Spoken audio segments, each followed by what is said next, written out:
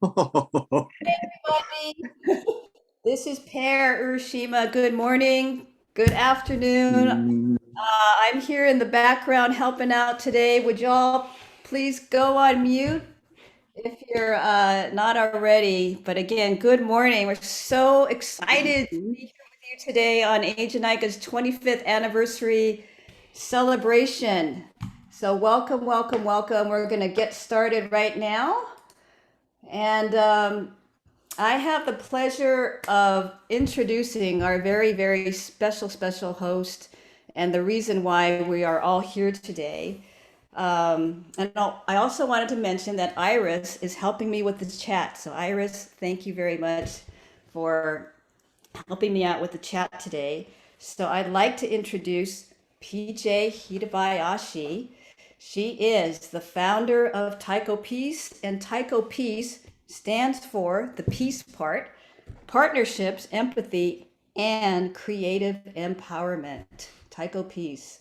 She is the creator and composer of Ajanika, as well as the artistic director emeritus and charter member of San Jose Taiko, the president of Kodo Art Sphere America, co-founder of Creatives for Compassionate Communities, and the recipient of a very distinguished award bestowed by the National Endowment for the Arts. And she won this award along with her husband, Roy, the National Heritage Fellow for Folk and Traditional Arts. So I'm going to stop sharing so you can see PJ. And PJ, hopefully, let me spotlight you. You are spotlighted. I am spotlighted. Please I just want to remind everybody to mute yourselves. I do hear some sounds still coming out, but enjoy yourself today. Welcome, everybody. Thank you for coming to join in the celebration of Ajanika's 25th anniversary. And it's also the first day of summer, the summer solstice. It's Father's Day. Happy Father's Day to all the fathers out there. And just yesterday, now the US national holiday, Juneteenth, for commemorating the end of slavery. So, wow, this weekend is just full of energy already and what we're coming into. So here we go. I just really cannot imagine that it's 25 years and that you're all out there. My goodness, there's so many familiar faces and new faces, and thank you for joining us, but you're all in great company with each other. We have people from all over the US, even Hawaii. Good morning, Hawaii. It's so early. And also we have people from Canada and all of Europe. So thank you for coming and joining us here today. I am so grateful that you're here because it's such an overwhelming attendance. I'm actually shaking in my zori because it's so exciting to see you all. And I just want you to really have a good time. This is part of your celebration. Many of you have already been a part of Ajanika and dancing and singing and moving and hearing. So before we begin, I'd like to just take a pause to acknowledge the summer solstice. That's a really good picture, Per.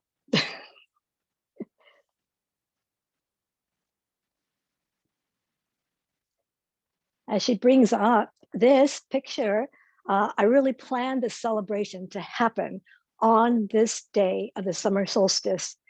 It is the first day of summer. It's the longest day of the year where we can really enjoy the energy of the sun and the cosmos.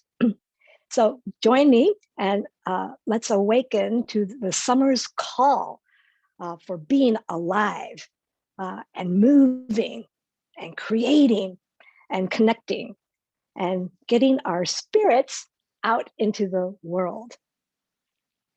So speaking of spiritual energy, allow me to share a very short message from someone very special to me, Reverend Hiroshi Abiko. I stumbled upon this video we're about to show, and I was so surprised. And I said, oh my God, there's this little part that he's speaking where he encapsulates the spirit of Eijanaika. So in this clip, you'll be seeing Reverend Hiroshi Abiko as one of the co-founders of San Jose Taiko, along in conversation with two other co-founders, Roy Hirabayashi and Dean Miyakusu.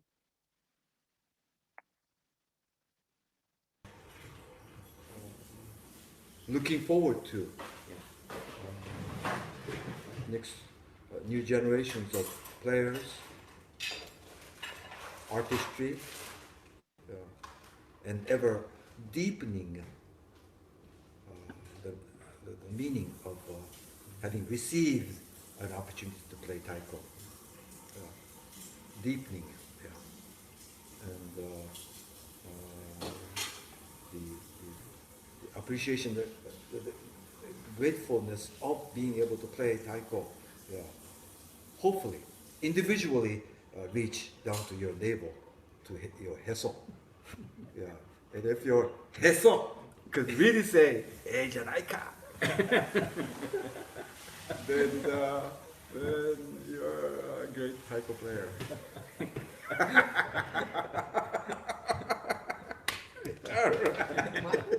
Yay! So to translate heso, it means navel, the belly button, the center.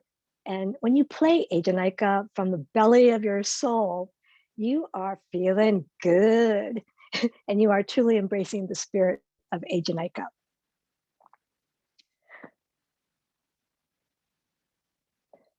Okay, we've got a lot in store for the next hour, and I'll be telling you more about Eijanaika and how it all came to be. And we have great guests to share how Eijanaika sparked their creative juices. And I've got a few surprises to share with you, and we're going to dance Eijanaika at the very end. To start us off, it's my honor and pleasure to introduce Franco Imperial. Franco is the artistic director for San Jose Taiko. And when I transitioned out of San Jose Taiko in 2011, Franco stepped up to take my place, and he's done an incredible job. Thank you, Franco. Eijanaika was written for San Jose Taiko as a performance piece when I first thought of this. And in 1996, it continues to be an indelible part of San Jose Taiko history. So here's Franco. Thank you for joining me, Franco. Hi, everybody. Congratulations, PJ, on Eijanaika, but also obviously Taiko piece. Pair, thumbs up if my sound's okay. Awesome. Moving forward and onward from San Jose Taiko and creating Taiko piece, it's been inspirational for us all at San Jose Taiko to witness PJ's journey. And, along with her obvious spirit and vision, I think its success has a lot to do with her team. And I know there are a lot of you Taiko peacemakers out there, but I just wanted to take a second to give a shout out to Pair, Urushima, and for those of you who know, you know. So thank you, Pair. And that doesn't count towards the 2 minutes you allotted me to talk. I hope you're okay with that.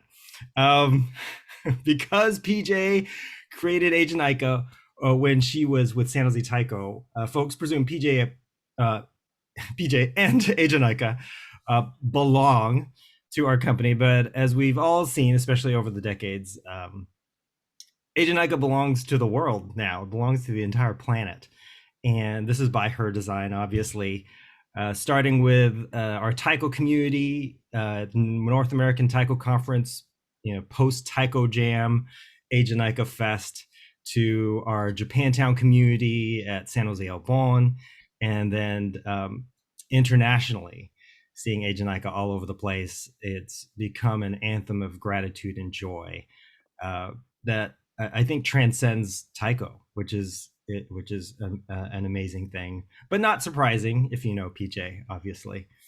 I'm going to set up this clip that Per is about to share of San Jose, a performance of Age Naika. It was an honor to direct and film this short performance you're about to see.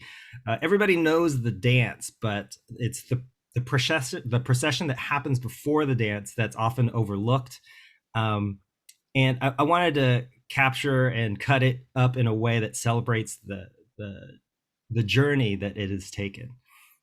So being able to feature Roy and SJT along with the creator, PJ, as part of an origin story of gratitude in this way was really important.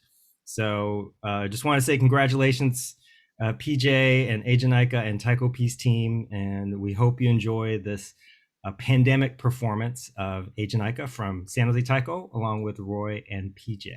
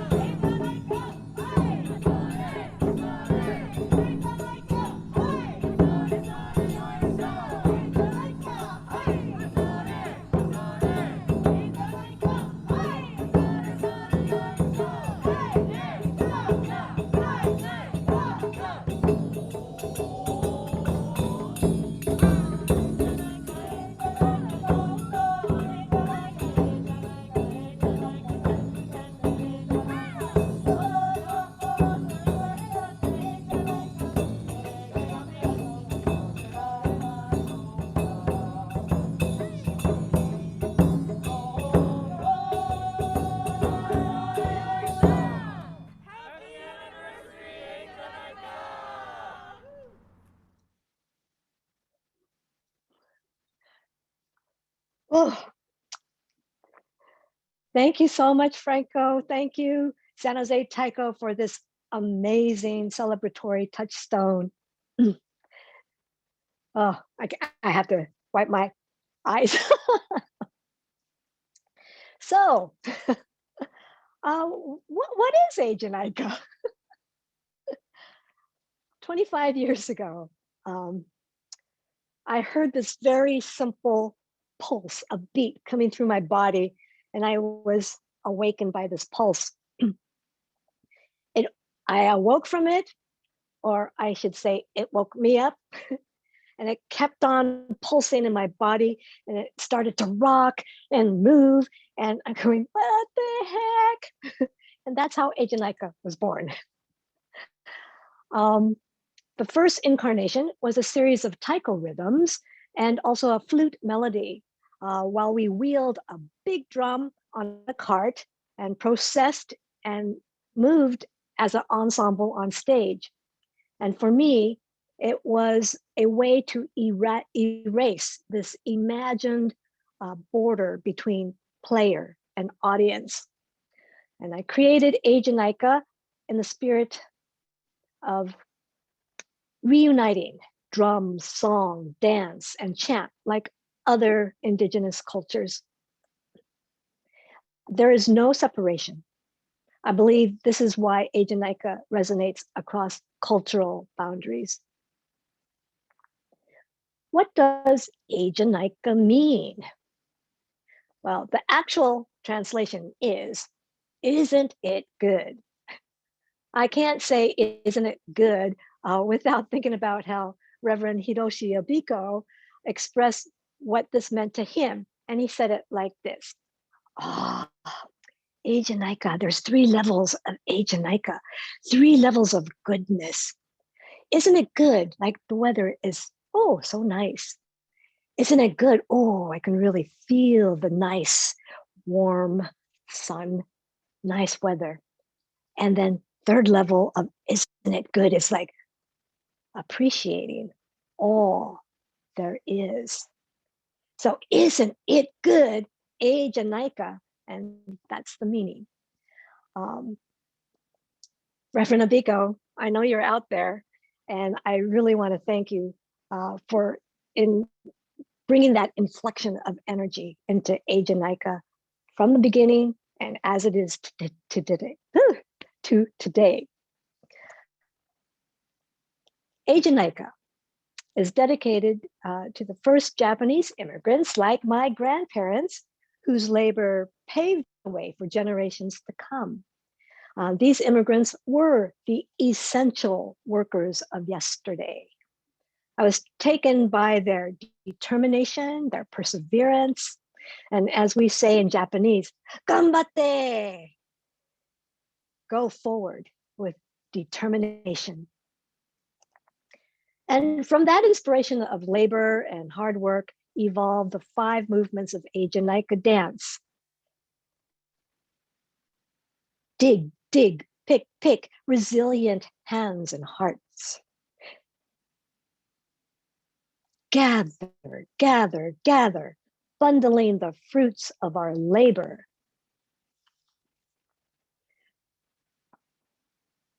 Sweat to the right and sweat to the left. Perspiration from hard work. Big wheel, steering the economy of the nation. Toss the net into the sea of dreams.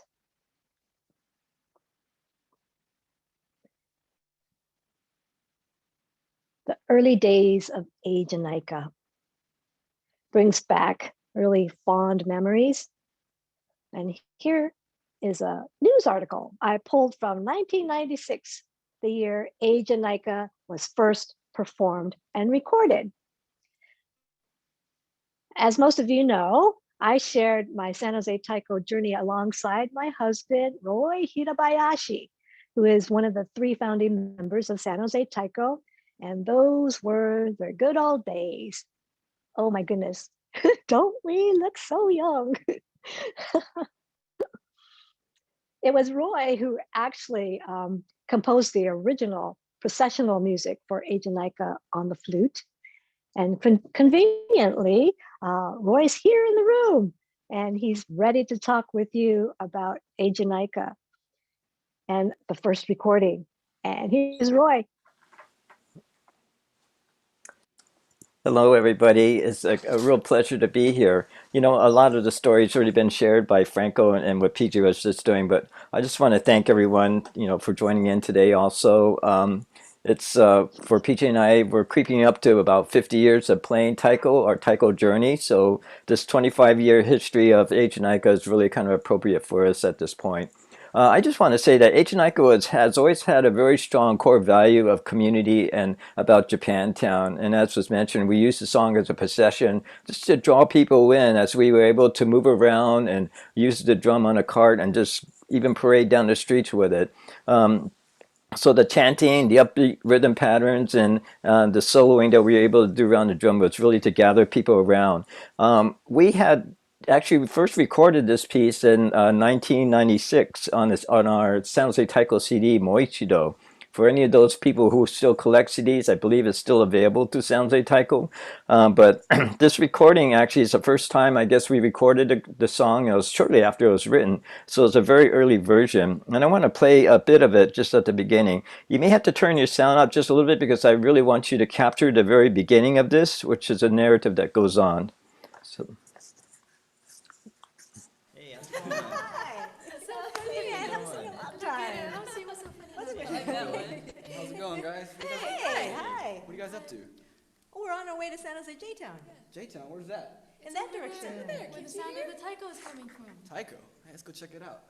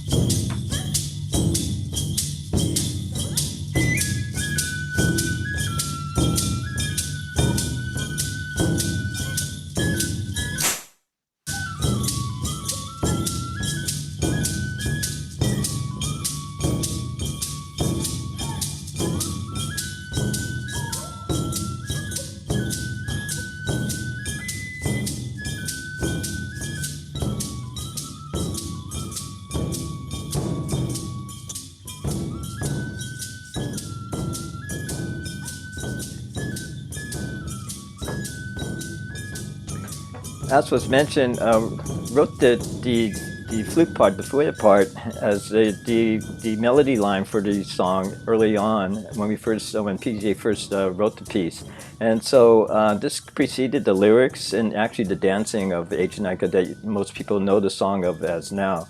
I'm really pleased to have the honor to be here with you folks today to share this brief history of Ichinaico too, as far as how I participated within it. It's exciting to see how Ichinaico has spread worldwide, is now taking on different styles and voices throughout the world. And thank you for helping us keeping our community together through song, dance, and the taiko. So thank you very much, PJ, and Parrots, all yours again. Thanks, Roy, for launching us into the trip down memory lane, whatever's left of that memory. And now I'd like to share with you where the electricity and community energy of Ichinaico came from. It came from a place from inside. There's no one better way to be telling this story than to introduce my dear friend Nobuko Miyamoto. But before we do that, I'd like to just take you back in time into the early 1970s to give you a sense for this remarkable time. Civil rights, anti-war movement, and the Asian American movement were catalysts to my growing social consciousness. And this was the time I witnessed being moved by the songs of Nobuko Miyamoto and Chris Ijima. They traveled from New York to the West Coast to sing in Asian American communities working for social justice and social change. They were singing songs about me, my story, our story, about identity, activism, and community. I never heard anything like that being presented in artistry like this. To give you a feel for their music, let's listen to a bit of We Are the Children.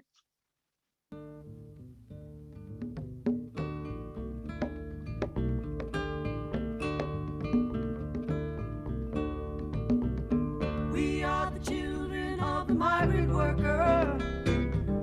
We are the offspring of the concentration camp, sons and daughters of the railroad builder, who leave their stamp on America.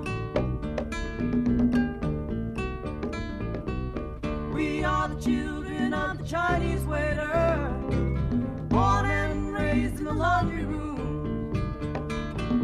We are the offspring of the Japanese gardener, who leave their stamp on America.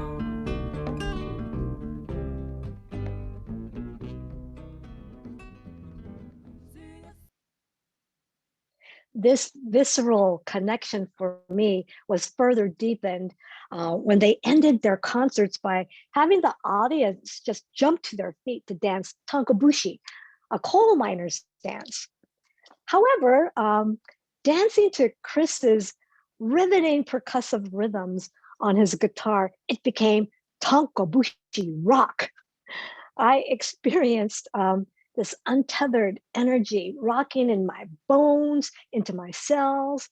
I felt free. I felt liberated, dancing in this spontaneous circle of community, connected in pure joy, one heart, one dance. And right there at the front is Nobuko leading the pack.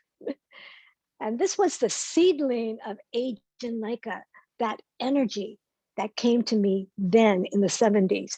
It remained and remains deep in my cellular memory. So now, to illuminate this journey, let me properly introduce Nobuko. There's so much I can say and not near enough time. And Nobuko is a third generation Japanese American songwriter, dancer, theater artist, and activist. She is a generational leader whose songs and dances have crossed borders and united communities with a fire for justice. Currently, she is the founder and artistic director of Great Leap in Los Angeles, California. Her new memoir is hot off the press, was just released June 15th. It's entitled, Not Yo Butterfly. That is Madam Butterfly, not Madam Butterfly. My long song of relocation, race, love, and revolution. And in January of this year, she released a historical collection of her music for the past 48 years on Smithsonian Folkways called 120,000 Stories. And here's Nobuko to join me. Thank you so much, Nobuko. Oh my God. You are just one busy person with all that stuff happening. So wonderful to have you here. Well, I can't tell you, you know, being with you is always a joy, and it makes me cry. No, just to see how our paths have walked together for so many years, really almost from the very beginning. And to see what you've accomplished. Congratulations to you and Roy and Franco, all of you who have done such a beautiful job of spreading, you know, Japanese American music to the world. Anyway, we've shared a lot together. We've spent a lot of time together. We've created together. You and me and Yoko have created a project together called the Triangle Project.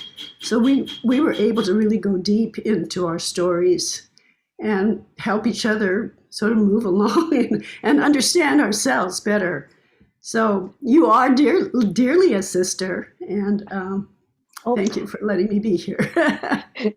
Okay. Okay, that's enough. Okay, this is actually a very historical moment, I feel. It's like a reunion, so thank you. You know, kind of going back to my visceral impact of how you and Chris' music really had this tremendous impact on me, being able to get up and dance, that dancing moment got my whole body energized. That how could that memory ever leave the memory.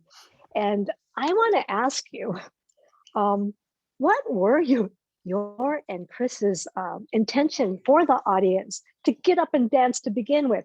I'm going to ask these questions so you can answer it Okay. in any way. And why Tankobushi? And what were you feeling, the sensations in your body when you saw everyone getting up to dance? And what did you see happening? Well, I think the first time it happened was at UCLA, in the big hall at UCLA. We did a concert there, and the last song was The People's Beat. It wasn't Tangobushi, it was The People's Beat. That was the very first song that we wrote, inspired by Fred Hampton, the Black Panther, who had been assassinated. And we wrote it in Chicago in 1970 at the JACL convention. It was the first song that we sang in front of people as a duo, and made us realize the power of music in communicating ideas and feelings that couldn't be said just with words. So at the same time at that, I have to say this, that a young sister from Stockton was murdered. She was her name was Evelyn, and she was with a group called Yellow Seed. And this happened, just a few months after Fred Hampton got murdered.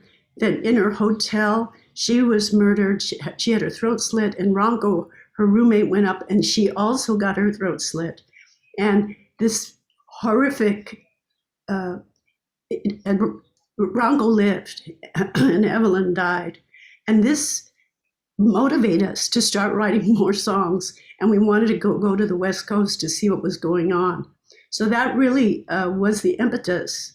So in this urgency that we felt, sorry, more songs came. I think we wrote 5 songs in just a few weeks, and we did a fundraiser and raised just enough money at the Buddhist temple in New York City to move around in the West Coast. And in this concert at UCLA, for some reason, it wasn't me that started it. I think it was my brother, Bob. I saw people spontaneously, he got up and people were clapping and were on their feet at People's Feet. This was the last song. And suddenly I see Bob, my brother, who's a good party guy, he started doing the Tangobushi. The Tangobushi is one of the few dances that most everybody knows. Even the most illiterate Japanese Americans, can get up on their feet and do the Tangobushi. And I'm going, oh my God, look at that. I was just an observer. But then after that, it became a thing. And when we went to picnics, when we did it. And somehow having the feeling of this joy. So at the same time we're in the movement, we're fighting against injustice. But we found a way to find joy. And joy is an important part of life. You can't struggle without joy. You can't know where you're going without joy. And Chris said it in the documentary, A Song for Ourselves, that Dad Nakamura did. He says, but few people talk about, he says, if it's not fun, if the movement wasn't fun, why did we do it? If it wasn't going to have joy in it. And so that's how it came to be that this song and Tangobushi came together and it showed how. And I was a dancer. That was my first training. That was really my first voice. That somehow doing it with your body increased the power of these ideas.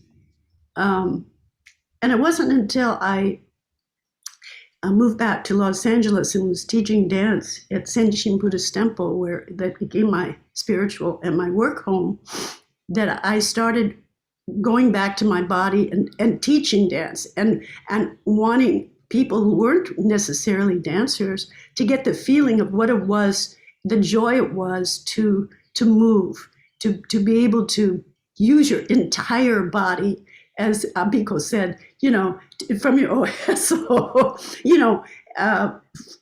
to really feel your power, your full power. And that's what Taiko does. I'm probably the only Japanese American artist that hasn't played Taiko, but I know what it is, and I've done collaborations with you all with Taiko. Taiko is to me, a form of dance with sound, and so that's what you've been able to capture in Eja Naika, both in movement and in sound with the drum, to so beautifully capture also the story. And then when I heard We Are the Children of the Migrant Worker, I said, oh, Eja Naika, I could see that, the commonalities of these two pieces. Fantastic. And that's just the seamlessness of how things just kind of flow. But that ingredient of joy, yes, even when in our radical days, even in our anger, there must be joy. Yes. And this is what your music did that really lifted my heart, that actually got myself into this body of who I am. And so thank you. Because of that, it created this path for me through Taiko and uncovering with every single experience that hasn't dribbled out yet. It just continues, like opening up new ways of looking at things. And I just so grateful for the work that you continue to do. I just want to let everybody know again, look in the chat box and be sure to check out Nobuko's book and her CD.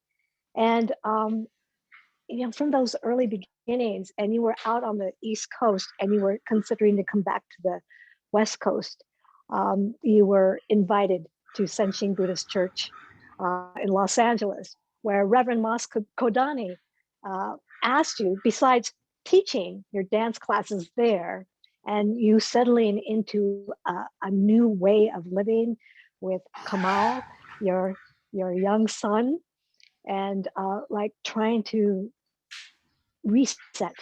And it was Reverend Moss who asked you, hey, Nobuko, I want you to write some new obon songs, choreograph new obon dances. And when that question, or actually sound like a charge to you, what were you feeling? Well, first of all, he said, not only write new obon song, but in English. That was the scary part. Oh my God. First of all, so this was, I had been in the temple since 1974, I believe. And this is in the 80s. So I've been there almost 10 years. And I'm like obligated. How can I say no? But at the same time, this is really scary. I would never personally undertake writing sort of, in a way, it's a sacred song because it's done by community. It's done in remembrance of ancestors. I would not personally volunteer myself to do that as an artist. So it was only by being invited to do that, or commanded, in a way, commanded to do that I did. I said, look, I don't know anything about Japanese music. He says, here. And he gave me a bunch of tapes and he says, listen. And then he leaves and I'm there and I go home and listen to these tapes. And, there's so many differences. The sound of the song, that's one thing, but then also the words, the English words are so different than Japanese words. There's no diphthongs. It's just a different, how do you bring those words into the Japanese rhythms and form. So I figured it out. And anyway, I took back the first song, Yuyo. And can I read a little bit? I want to read a little bit of the first time of this time that when we perform Yuyo with 1,000 people on the plaza of the JACC, the Japanese American Cultural and Community Center, which Isamu Noguchi created for obon. But but obon was really never really done there. And so we did it. And it was I'm on the Yagura and I'm looking out at this sea of people. A cosmic ocean danced around me. The sleeves of women and young children waved in the evening breeze. Brave men wearing yukata kicked up their geta. Teens in hapikots kicked up their tennis shoes. Elders danced with babies in arms. 1,000 souls moving, carefree, smiling, dancing. Yuyo, just dance. Watching the cosmic dance, tears of wonder and gratitude rose in me.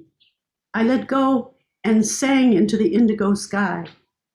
We were all connected there in that circle, and those in the circle and those gone before us. We were all moving as one. So all this time, being with Reverend Moss, who's been such an inspiration for so many pieces I've written,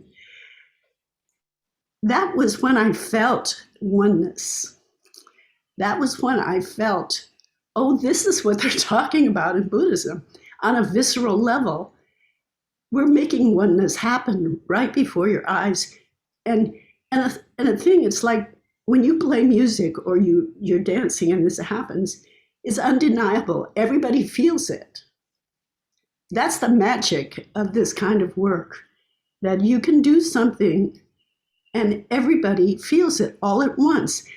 So there's a difference in being a performer, which in the Western world, we used to, life evolved in a circle. The first dances and songs of gratitude and gathering and of war, whatever, happened in a circle, But as we went on, now most of us become observers of people, of performers, and it's a commodity.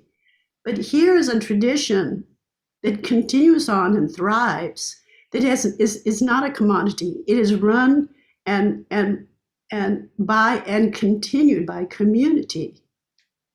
And the idea and the power of this and young people, whether they know it or not, come to Obon for a reason, and they keep coming for a reason. Yeah, they're having a good time. Yeah, there's food to eat, but there's something else that maybe they haven't figured out yet, what it is about it that's so powerful. And I'm glad, PJ, that you're sort of bringing this out and making people aware of what we're doing. Otherwise you just do it, it feels good, but you don't have a name for it. You don't have it. It hasn't really truly been defined intentionally. But once you see it happen, then you can use this form, just as you use Taiko, intentionally to move people in the way you want to move them and engage them in that process. That's the beauty of Ejanaiko, that you engage them in that process. And it becomes part of their memory, cellular memory. And once you participate in that, it's with you always. It's really wonderful to see this journey of this. Oh my God, you want me to write this music? And how you journeyed and experience it on the spot where your body knew it. That's that oneness. That was the aha moment. You have brought that aha moment into your work more deeply now.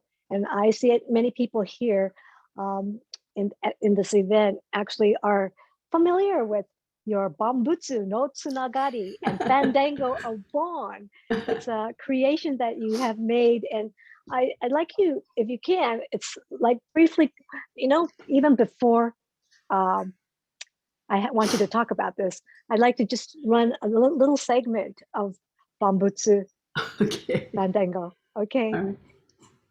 Pear, can we have? Welcome, everybody. My name is Nobuko Miyamoto. We're going to learn today a dance called Bambutsu no Tsunagari, which means 10,000 things all connected. Now, Fandango comes from Veracruz, Mexico.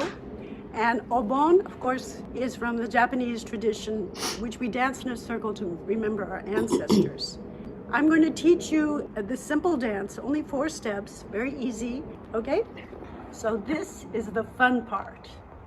You are going to put yourself before your camera, and you're going to shoot yourself doing the dance. Yigoe kwan an yatkusani. Yigoe kwan. Circle, dance, wani odoru. For this, you plan, you lose. For this, you plan, you lose. Don't plan, just dance. Practice, forget. For this, you plan, you lose. Hey. In the circle we dance, no beginning, no ending. In the circle we dance, I am you, you are the other me. Bambutsu no tsunagari, bambutsu. Bambutsu no tsunagari, no tsunagari. Bambutsu no tsunagari, bambutsu. Bambutsu no tsunagari, no tsunagari.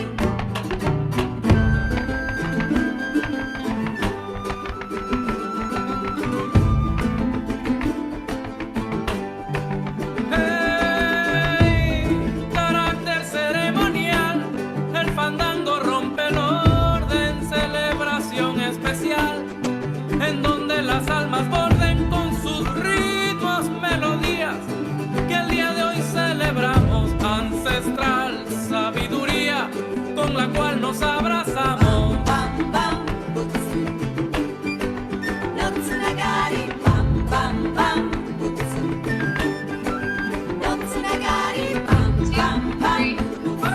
5, 6, 7, 8. Bam bam bam. 1, 2, 3, 4, 5.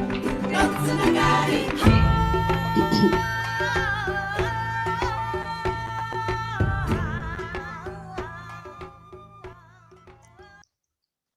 Wow. I want everybody to check out that clip on YouTube and also on her website, Great Leap. Oh my goodness. This is like watching the evolution of Bambutsu and Fandango come together. Could you just give us, I know you can't do it, a brief evolution? Okay. Like where did it come from and where is it going? So Quetzal Flores of the band Quetzal invited me to do a fandango class that he was teaching. And when I walked in the door, they were already started. And he puts a jarana, this little guitar, in my hand. And I'm going, oh my God, And they're standing in a circle around a platform. And they're playing, and I picked up and I figured out, these are like the ukulele changes. And people got on the platform and stamped out rhythms, and the rhythm and the feet were the drum with a platform, and the people improvised music around the circle. The most famous fandango piece, son jarocho piece, is La Bamba. Everybody knows La Bamba. That comes from Veracruz. It comes from that tradition of fandango, and it was popularized. But so when I finished this class, I walked out and I said, gee, this reminds me of obon. I wonder what would have happened if we put fandango and obon together. And that's what happened. And we went, and the first thing I did, of course, was take them to Zenshin and sat down with Reverend Moss. And Reverend Moss said, it shouldn't be a fusion. It should be a conversation. So that set, our starting point. And it had to be, each form had to be true to itself. So then, like everything else, most significant that I've done, it's really been, I just stumbled into it, really. And so I wrote the first verse, and then I took it to Quetzal, and boom, he put this great beat behind it. And and it came together, and we just thought, oh my God, this can really work. And then once we finished the song, we said, well, I guess we got to get people to do it. So we started doing workshops in both the Latino community and the Asian community, and then we brought them together on the plaza of the JCC, and we hundreds of us did the song the first time, and it was like, oh my gosh. And then, strangely enough, the obon community picked it up, and they liked it. Now it's done at Nisei Week, at the last piece on the streets of Little Tokyo, which is of course connected across to Boyle Heights through the bridge. So there's all these sort of connections culturally to because we lived in Boyle Heights after the war, Japanese Americans, and now it's connected to the Black community down in Central Avenue. So this piece has suddenly become an intersection of cultures, and that's how it happened. We stumbled into it, and then you heard Reverend Moss's voice at the beginning, so he's always there in the middle. Wow, this has been quite a journey for us to witness and to be a part of. And your dance is wonderful to dance to, and we can feel a part of being uniting our communities. So thank you so much, Nobuko. I want to respect your time, and it's my pleasure. Thank you for coming. Well, this is just such a special thing because for you and Yoko as well, because Yoko's part of Ejanika as well, her voice in the final recording of it, and so I feel like these documents are really important. Also, Martha Gonzalez, who's part of Quetzal Band, she said, songs are an archive. Songs are an archive. So this is really much more than just a song and a dance. It's an archive of our history. And that's what you're doing in creating these pieces. And, you young people now, artists out there, you're going to be creating and taking us in the future with new things to think about, that tells a story of what we've lived through and what we want to live through and the world we want to live in. So I just congratulate you and the work you're doing, and keep going. Yay, Nobuko. Taiko Thank you peace. so much. Nobuko.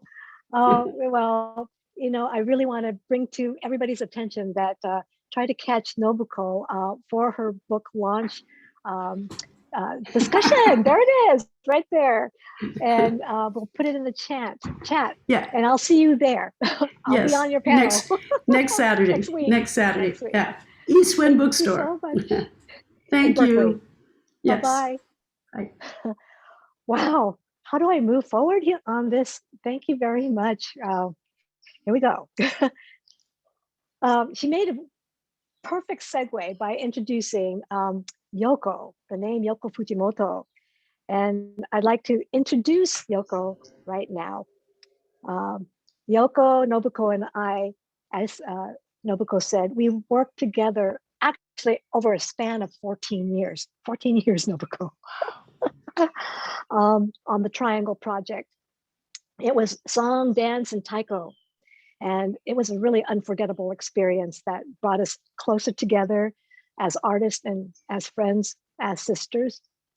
Yoko is a former member of the world-renowned taiko group Kodo, and she is a recording artist. And most importantly, related to today's event, she composed the Ejanika vocal song and lyrics in 2001. And since then, she's even been invited to many Japanese American festivals in the United States to sing Ejanika. So Yoko, I wish you could be here today to join us, but you were so kind enough to send us a message this week. So let's play it now. Yahoo! Hi! PJ and everybody. Hello, how are you? Here is Wachi, my partner Yoshikazu's hometown. And yes, congratulations, Asianica 25th anniversary. I am very happy and proud to be one of parents of the Asianica. Yes, PJ, よかったね. And I am very honored to be invited obon festivals to sing Asianica song and be part of wonderful spirits. Friendships, experiences are the treasure of my life and soul. I would love to teach Asianica song to you. So, see you soon after this hardship. Let's play and sing Asianica. I hope it's very near future. I miss you. And I will send my love from here. Watch! Yay! みんな元気でね. Thank you very much. Love, love, love. Asianica.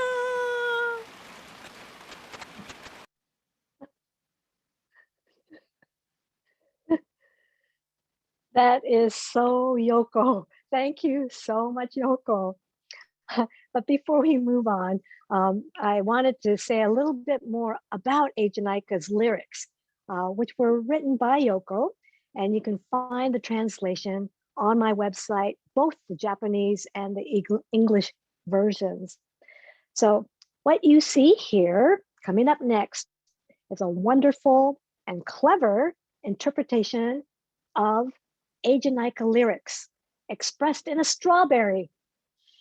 Local San Jose artist and my Japantown neighbor, Yurika Chiba, created this piece of art to pay tribute to the immigrant Japanese farmers in San Jose who worked long hours in the fields of picking strawberries.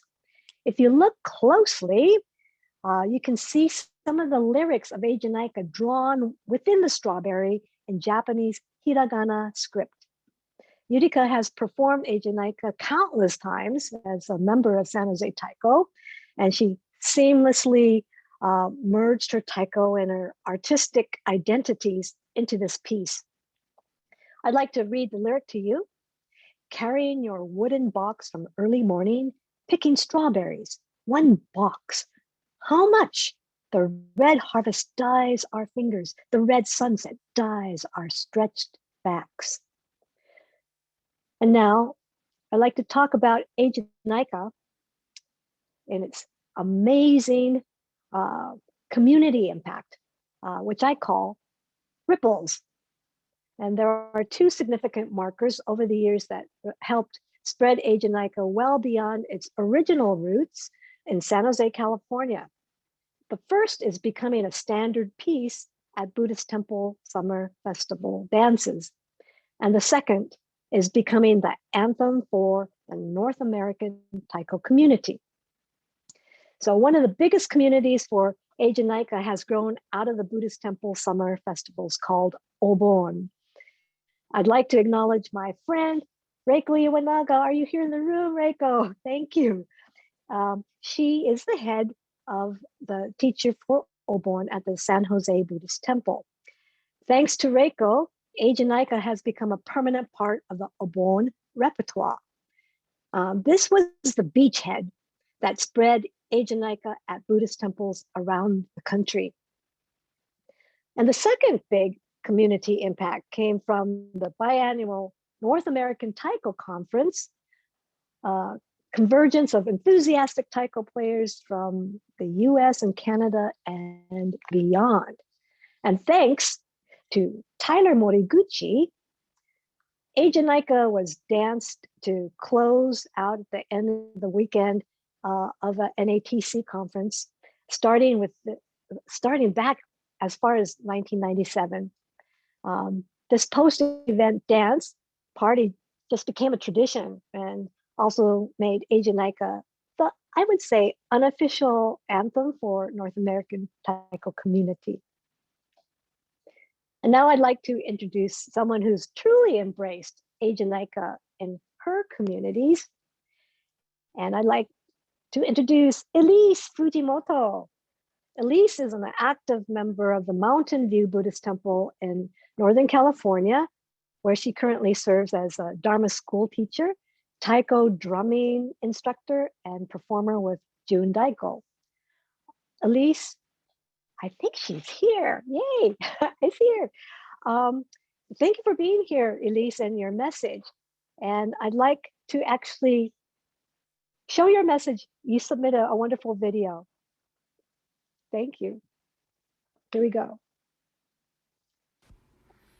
Hi, I'm Elise Fujimoto, and I consider myself to be an Eijanaika advocate. I started playing Taiko when I was 10, back home on Maui. My Taiko instructors enriched our learning by bringing in talented performers from the mainland to teach workshops. One of the first workshops I can remember taking was Eijanaika. Through the following years of high school, I would be fortunate enough to continue playing Taiko and dancing Eijanaika at different events like NATCs, workshops, and other community gatherings.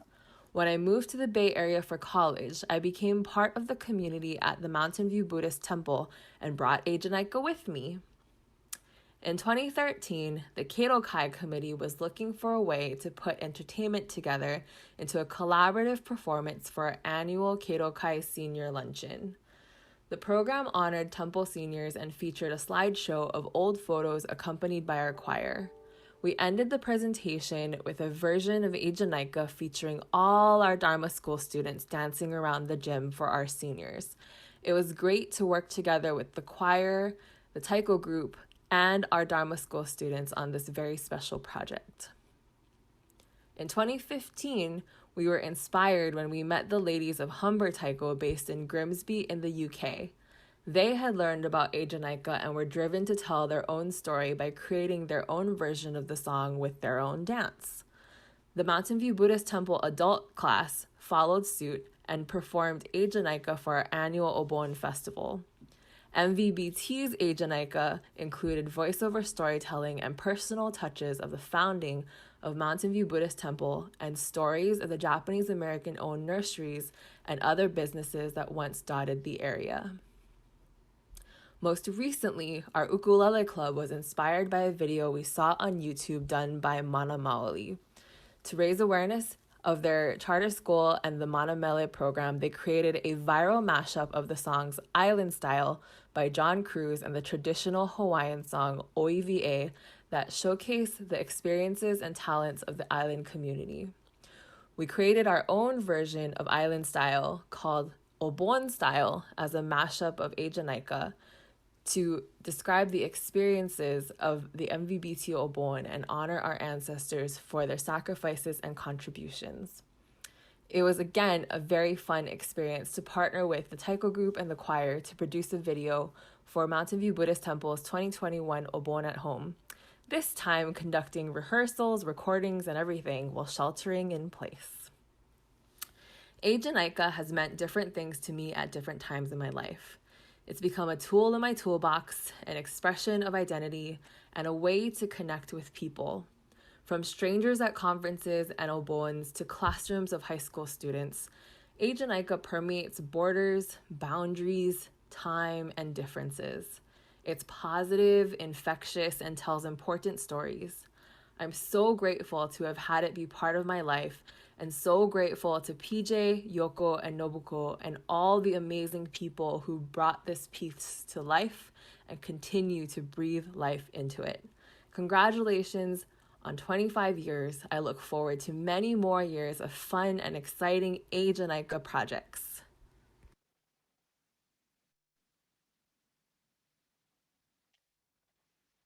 Thank you, Elise. Thank you. I know you're in the room. So delighted that Eijanaika has sparked the creative juices and just so many people like you. In this next ripple, I like to share a heartfelt expression of okage-sama de. Okage-sama de means because of you, I am. And my longtime friends, Dan and Chris Kubo, who live in the farmlands of Cortez, California, truly embraced this concept. They worked with Buliko Taiko, who that's comprised of students 12 to 19 years old, Latinx, Asian, and European students. They European descent. They were inspired by Eiji to write this poem to express their gratitude for being and paying homage to the Yokat, who are the indigenous people who lived on the land now known as Central California. The poem reads, Okaga-sama de, gratitude for the shade provided, to the stewards of the land, to the carriers of dreams, to the workers of the fields, y por eso los grandes amores de muchos colores me gustan a mí. Okage-sama de, gratitude. The words in Spanish are actually from the song from De Colores, which is the anthem for the United Farm Workers. This next ripple ties Eiji with the incarceration of Japanese Americans during World War II. And this photo shows Eiji being danced at Tsuru Rising, a national virtual event held last year in June 2020, raising awareness for activism, resistance, and solidarity. It was organized by Gregory Wada in Davis, California. Thanks, Gregory. I know you're in the room. I'm really humbled to know that Eiji resonated with the theme of this event, where a coalition of Japanese American organizations met at a park in South San Francisco on the boundaries of the former Tanforan Detention Center. And this is where nearly 8,000 Japanese Americans from the Bay Area were detained before being sent to Topaz, one of the 10 permanent incarceration camps operated by the US government during World War II. This next Eiji creation is a poem that was written by our next guest, Hannah Jasmine Brunskill, which makes this perfect segue. Dig, pick, gather, and sweat. Turn the wheel and cast the net. Dig, pick, gather, and sweat. Work the land. Let's not forget our ancestors who worked this land, who paved our way with brave, bare hand. This is only just a part of this beautiful poem, and you can find that also on our website and our community garden. Eiji has become known worldwide thanks to many of you here today.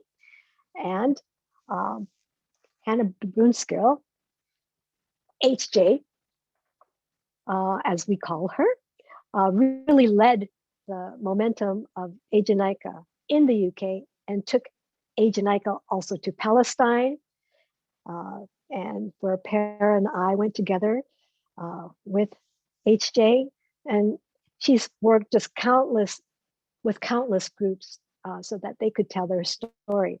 I just want to say that she has done some remarkable work. Thank you for joining us here all the way from Ashburton, England. Thank you so much for joining us here, HJ. Hi, is my sound good, Per? Can you hear me? Great. I'm just delighted and really humbled to be here to celebrate Eiji. So thank you so much, PJ and everyone. I have been stirred to my belly button listening and just being so moved by everything.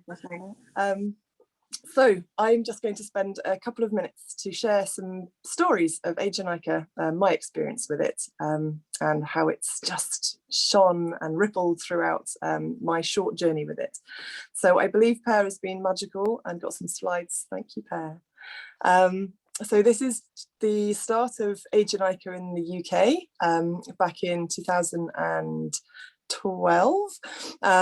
And a special moment for me when I really witnessed the universal universality, is that a word, of Age Janika and its magic, completely engrossing everybody as we danced, many groups coming together for the first time. I'd been a part of this in NATC and other places around the world, but this was the first time that it happened in the UK. And I just got this feeling deep inside that this was not just translatable, but it deeply connected people. So yeah, this was a really magical moment for me. And we're going to move on, I think, now to some pictures of Palestine, where PJ and I took Age Janika over as we were invited to do some work with some young Palestinian teenagers. And we took it to the West Bank and worked with these beautiful girls who'd never really played, were never really experiencing playing the drums before or any musical instruments. And at the end of a few days, we were playing Age Janika up on stage in Star Street at the centre of Bethlehem, and really feeling the Age Janika joy just ringing out in this land. And I just wanted to share a quote from Warod, one of the 16-year-olds we worked with. She says, "PJ, your dance, Age Janika, represents the hard work your ancestors did. The hard work, we are living it right now with the occupation. It has relationship between your past and our future and our present. I will be very proud to let others know about this as I dance." And that just, yeah, another layer of, isn't it good? It was just such an honor to have that experience. And then I think we're moving on to a little story from Follow the Fishing, which Elise just mentioned, with Emma and Lisa up in Grimsby. I was honoured to be invited to come and create a story from the fishing villages that had been completely devastated by the sort of political decision to end the fishing industry there. So we talked to the community, we opened up to the folk singers and the historians and the people walking around on the street, and really immersed in the kind of the sadness of the people, the lives lost at sea, the devastation, the ghost towns of that industry. But out of that rising the pride and sense of identity from the young people as we created a dance, a song, and a new movement for them out of the Age Janika inspiration. So that has been performed, I think, more, I've lost touch with it now, but I think it's being performed all over the place now, that Follow the Fishing. And then we went back the next year to do another one in a town nearby. So that was just another iteration of Age Janika's wonder. And I had the joy of last week just starting another Age Janika Ripple with a contemporary dance group local to me, as we are immersing ourselves in how to express Age Janika to some young people from a neighbouring city. And just can't wait to see how that weaves its magic. So thank you, PJ, for those years. It went back to dancing with San Jose Taiko on stage in 2010 when they visited the UK, and having that first experience of Age Janika, and I had no idea the potential. So thank you, PJ. Its magic continues. Oh, thank you, Hannah Jasmine. Oh my God, so magic. I mean, just the stories of hearing even Elise and your stories, Grimsby, you know, it's like, Hannah Jasmine, you had been inspired by Age Janika. You work with Grimsby.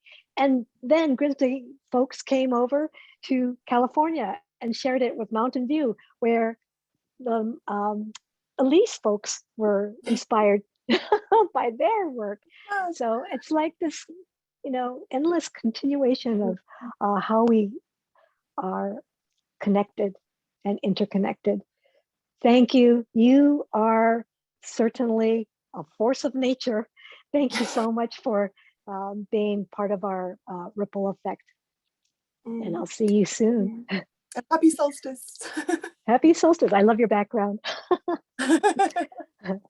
So we've come to another one of our last interpretations of how a younger person who has taken Age Janika, and how she was inspired to create her own rendition of Age Janika. And I like at this time to introduce to you Miharu Okamura. She is a singer-songwriter from the San Francisco Bay Area who loves to write from the heart and sing from the soul. This past week, her music is now live on most popular streaming channels, and we'll post in the chat where you might find Miharu's music. And now, here's Mi.HARUUU. Hey everyone, my name is Miharu Okamura, and I'm happy to share with you my rendition of Eijanaika. Before I begin, I'd like to give a brief backstory on how it was written. Eijanaika is originally written in honor of another generation, including the perspective of oneself.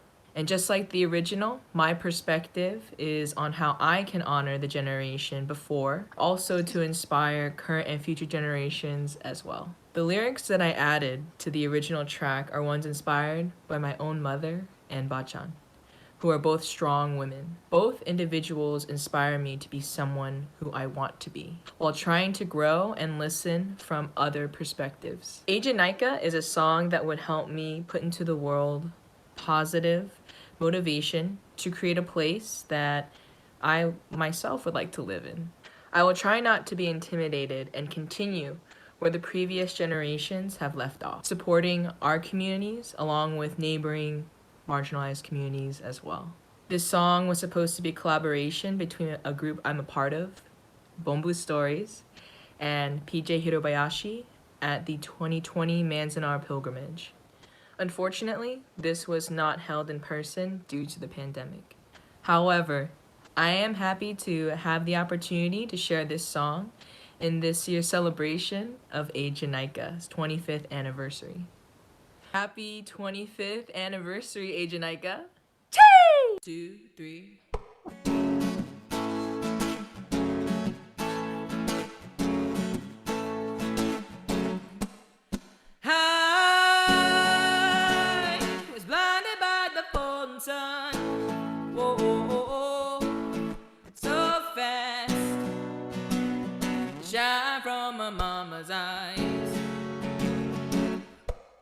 So the Eijanaika, my mother Eijanaika, my father Eijanaika. This world is changing every second. I can see it burning. Don't count me out. I follow, pushing the pace to see it now. My friend,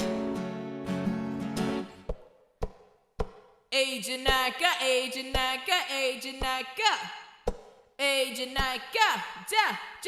Janaika. I feel the spirit in my bones. It shake. My feet won't take me away. I saw the Eijanaika, my mother Eijanaika,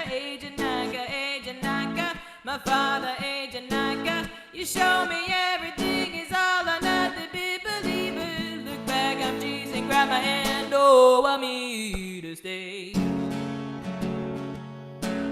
My friend,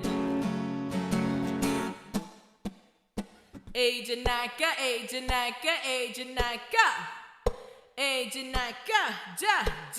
Janaika. I can hear their voices in my heart. It beats so loudly like a rebel's drum. I saw the Eijanaika,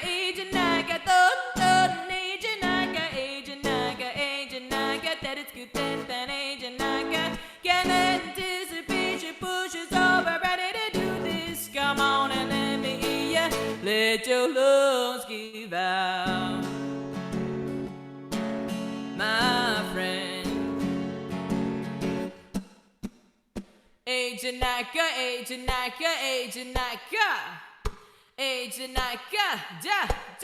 Janaika. I saw the Eijanaika,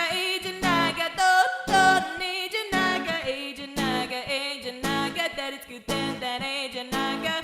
Let's bring the motives overflow and join the generation that raises up so high. let's take flight.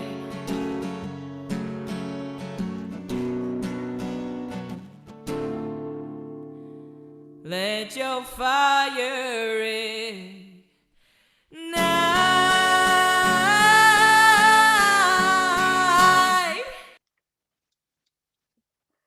Thank you, Miharu. That was extraordinary.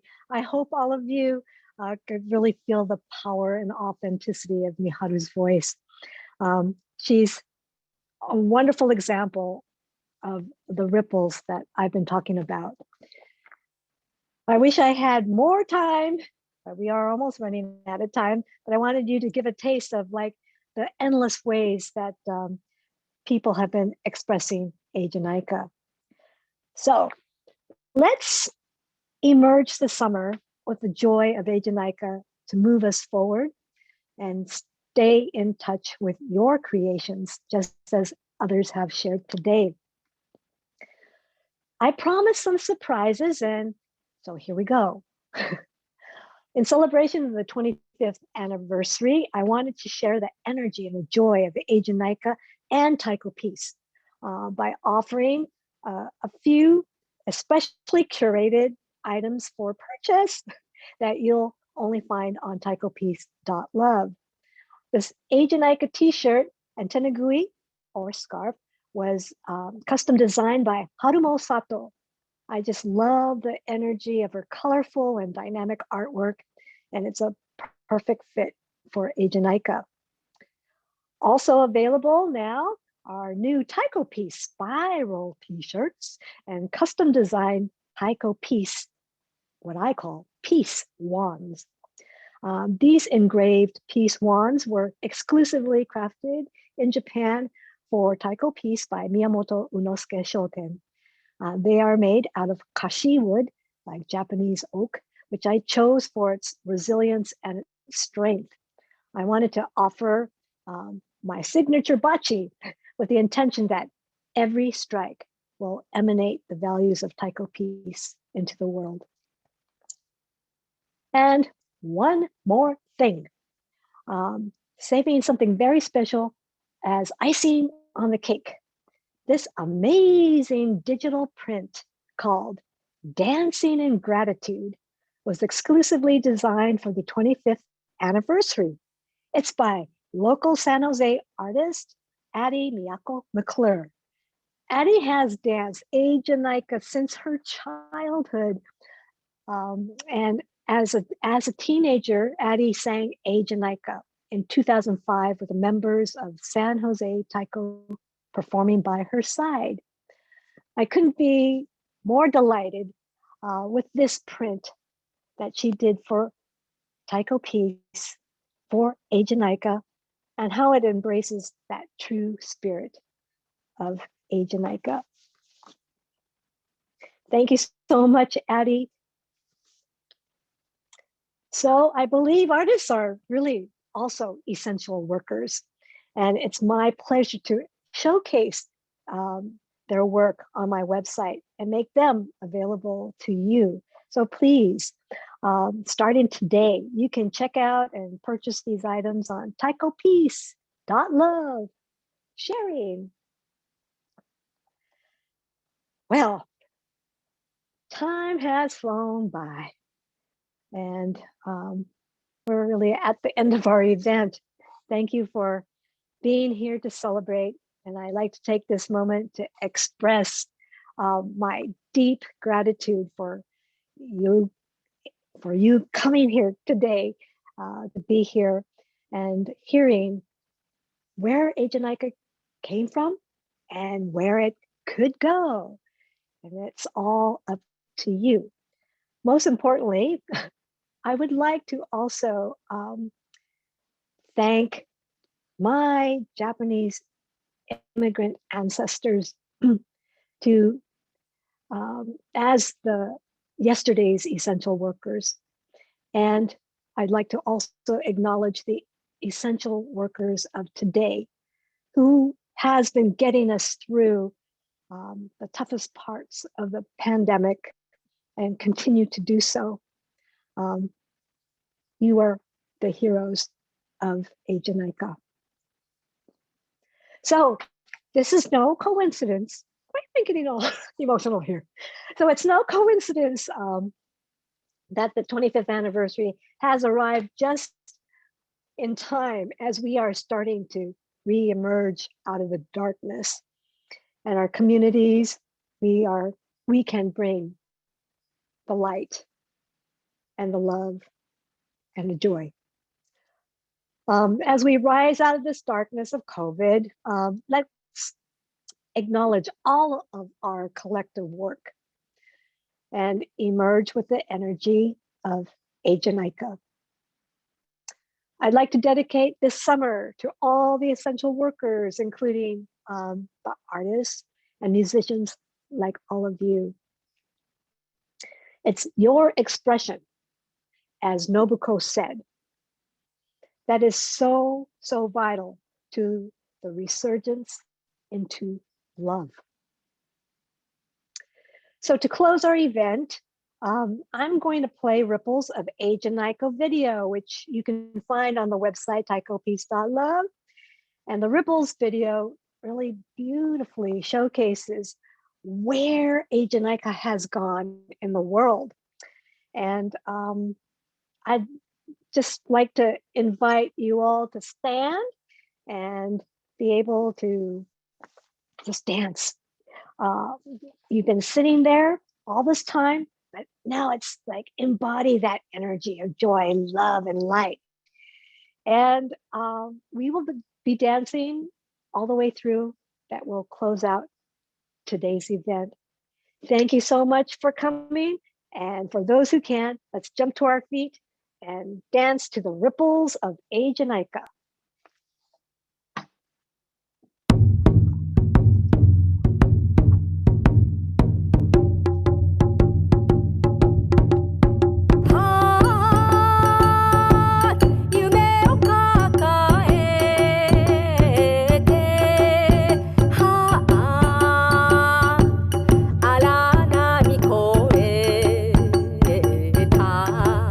Asola, Ajanaika, Ajanaika,